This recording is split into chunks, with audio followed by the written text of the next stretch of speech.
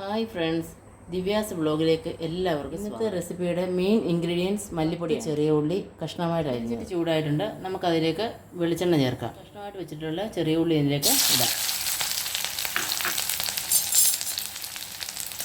എല്ലാവരും കരുതി ഇതെന്താണ് ഉണ്ടാക്കുന്നതെന്ന്. നമ്മൾ ഇന്ന് അടിപൊളി ഒരു മല്ലി കൊണ്ടൊരു ചമ്മന്തിയാണ്. ദോശയ്ക്കും എല്ലാം രുചികരമായിട്ട് കഴിക്കാൻ പറ്റുന്ന നല്ലൊരു ചമ്മന്തി. അപ്പോൾ നമ്മുടെ ഉള്ളി മൂത്തിട്ടുണ്ട്. നമുക്കതിലേക്ക് നമ്മുടെ മല്ലിപ്പൊടി ചേർക്കാം. മല്ലിപ്പൊടി ഒരു 2 സ്പൂൺ മല്ലിപ്പൊടി, മുളക് പൊടി നിറത്തിന് മാത്രം 1/2 സ്പൂൺ,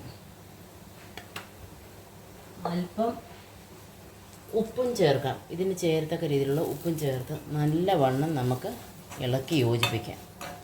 നമുക്കിത് സിമ്പിളായിട്ട് ഉണ്ടാക്കാൻ പറ്റുന്ന ഒരു ചമ്മന്തിയാണ്. കാരണം അധികം ഇൻഗ്രീഡിയൻസ് ഒന്നും വേണ്ട. മല്ലിപ്പൊടി, മുളക് പൊടി, ഉപ്പ്, പിന്നെ ഇത് അരച്ച് ചേർക്കുമ്പം അല്പം വെള്ളം, ഇത്രയും മാത്രം മതി. ഞാൻ മുമ്പ് 1/2 സ്പൂണാണ് ചേർത്തത്. അതിൻ്റെ കൂടെ 1 സ്പൂൺ കൊണ്ട് ഞാൻ മുളക് പൊടി ചേർത്തിട്ടുണ്ട്. അത് നല്ലവണ്ണം ഒന്ന് ഇളക്കി ഇതിൻ്റെ കൂടെ പിടിപ്പിക്കുക. അത് കഴിയുമ്പം ഗ്യാസ് ഓഫ് ചെയ്തിട്ട് തണുക്കാൻ വയ്ക്കുക. നമ്മുടെ മസാല തണുത്തിട്ടുണ്ട്. അതിനി ജാറിലേക്കിട്ട് അരച്ചെടുക്കുക.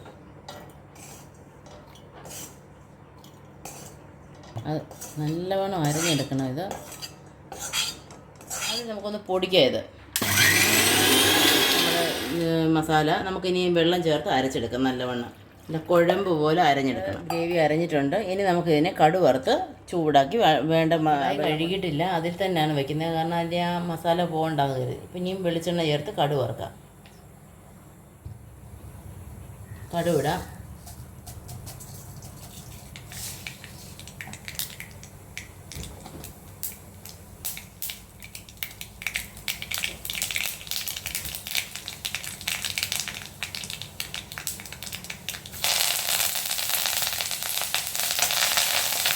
എല്ലാം ഇളക്കി നമുക്ക് ഇനി അതിലേക്ക് അരപ്പ് താളിക്കാം.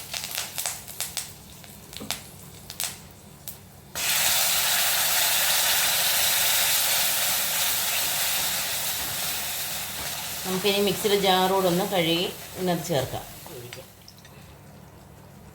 ഇനി ഒന്നെല്ലാം ഒന്ന് കൂട്ടി ചേർക്കാം. നല്ല ഫ്ലെയിമിൽ നല്ലപോലെ തിളയ്ക്കണം. എന്തായാലും നമ്മൾ നേരത്തെ ഇച്ചിരി ഉപ്പ് ചേർത്തതാണ്. ഇനി ഉപ്പുണ്ടോ എന്നുള്ളത് നമുക്ക് ചെക്ക് ചെയ്യാം.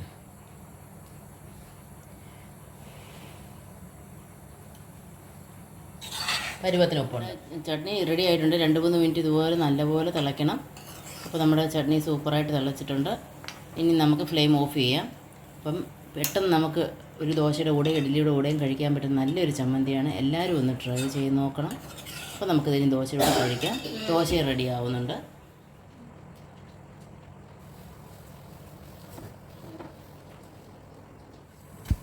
അപ്പോൾ എന്തായാലും ദോശയായിട്ടുണ്ട്. നമുക്കൊന്ന് കഴിച്ച് നോക്കാം. ടേസ്റ്റ് എങ്ങനെയുണ്ടെന്നറിയാം. അടിപൊളി ടേസ്റ്റാണ്. എല്ലാവരും ഒന്ന് ട്രൈ ചെയ്ത് നോക്കണേ.